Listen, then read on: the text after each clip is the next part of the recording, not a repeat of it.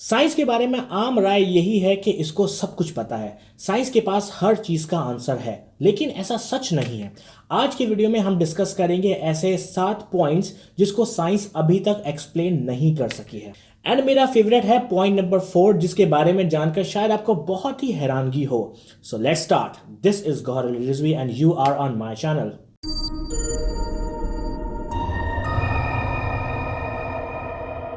Number 1, how did the life begin? दुनिया में जिंदगी की शुरुआत कैसे हुई? साइंस को इसका दूर दूर तक कोई आइडिया नहीं है।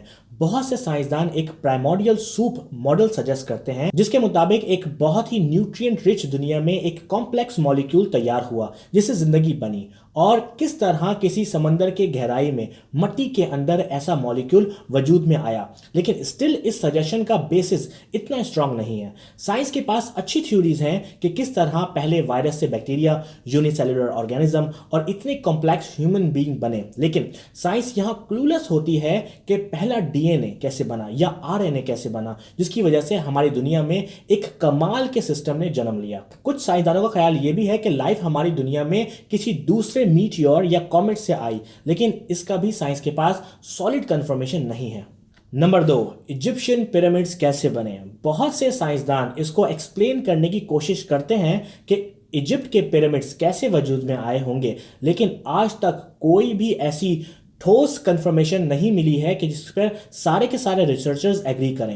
एहराम मिस्र को आज के दौर में बनाना तकरीबन नामुमकिन ही है, और हजारों साल पहले इजिप्शियन ने पिरामिड उस वक्त बनाए कि जिस वक्त पहिया भी इजाद नहीं हुआ था। यही नहीं, जो पत्थर इन एहराम मिस्र में इस्तेमाल हुआ वो इस जगह पर पाया ही नहीं जाता। इन भारी पत्थरों को किस तरह लाया गया, फिर एक के ऊपर एक इंतहाई एक्यूरेसी से रखा गया, ये एक बहुत बड़ी मिस्ट्री है जो कि आज तक सॉल्व नहीं हुई है। नंबर 3, निजाम शमसी यानी कि सोलर सिस्टम में कितने प्लैनेट्स हैं? नाउ ये मेरे लिए भी बहुत शॉकिंग बात थी कि जब मुझे पता लगा। हम बचपन से सुनते हुए आए हैं कि 9 प्लैनेट्स होते हैं या 8 प्लैनेट्स होते हैं, डिपेंडिंग कि आप प्लूटो को क्या मानते हैं, लेकिन यही अभी तक साइंस को पता है। किसी को अभी तक सही से नहीं पता कि हमारे सूरज के गिर्द एक्चुअली कितने प्लैनेट्स रिवॉल्व करते हैं। नाउ सवाल ये आता है कि क्यों नहीं पता हमें?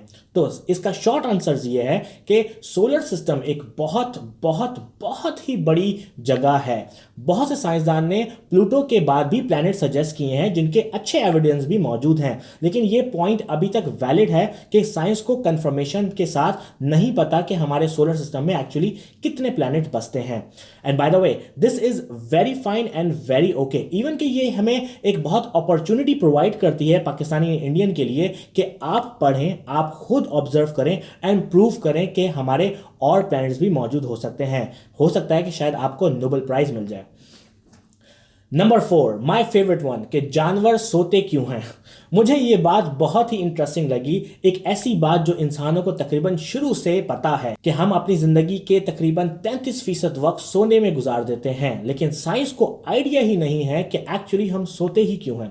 साइंस को पता है कि सोते वक्त हमारे ब्रेन में क्या होता है, हम ख्वाब कब देखते हैं, हमारे ब्रेन एंड जिस्म में कौन कौन से केमिकल्स रिलीज होते हैं जो कि जागते वक्त नहीं होते। साइंस को यह भी पता है कि एक्चुअली हमारी बॉडी को ये कब पता चलता है कि हमें सोना कब है और जागना कब है, लेकिन साइंस को आइडिया नहीं है कि हम एक्चुअली सोते ही क्यों हैं। और एक कमाल की बात बताऊं, नींद के दौरान आपका ब्रेन बिल्कुल वैसे ही फंक्शन करता है जैसे कि आप जाग रहे हो।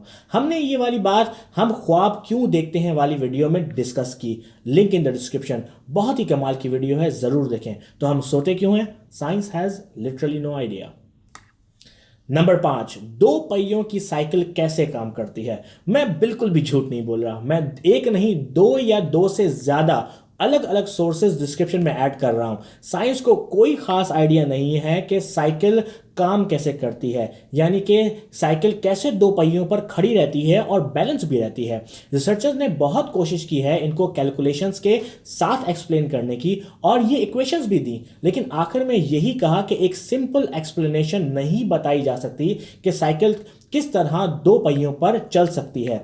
कमाल की बात यह है कि साइकिल के बनाने वाले को भी आइडिया नहीं था कि ये काम कैसे कर रही है। दिलचस्प है, राइट? नंबर 6, जानवरों की कितनी स्पीशीज दुनिया में मौजूद हैं। हमारे 21वीं सदी में रहने के बावजूद भी साइंस को आइडिया नहीं है कि हमारी अपनी दुनिया में टोटल कितनी किस्म के जानवर पाए जाते हैं। इसका बेसिक आंसर यह है कि जानवरों की इकसाम बहुत बहुत बहुत ही ज्यादा है और एक एक एनिमल की बहुत सारी स्पीशीज होती हैं। साइंसदान पिछले 250 सालों से ये जानने की कोशिश कर रहे हैं एक्चुअली कितनी स्पीशीज हैं दुनिया में, और उसके बावजूद भी 15,000 न्यू स्पीशीज हम हर साल डिस्कवर करते हैं। अभी तक इंसानों ने 20 लाख स्पीशीज को आइडेंटिफाई किया है और कुछ साइंसदान का ख्याल यह है कि दुनिया में 1 करोड़ तक स्पीशीज हो सकती हैं। ऐसा क्यों है?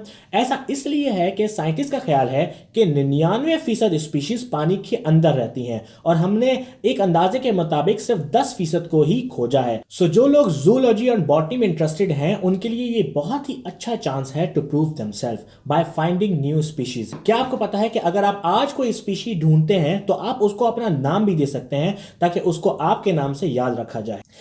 नंबर 7, ग्रेविटी कैसे काम करती है। ये एक बहुत ही कमाल का सवाल है जिसने साइंस की आज तक नींदें हराम कर रखी हैं। ग्रेविटी बहुत ही अजीब है। हम सब ग्रेविटी को न्यूटन के वक्त से जानते हैं।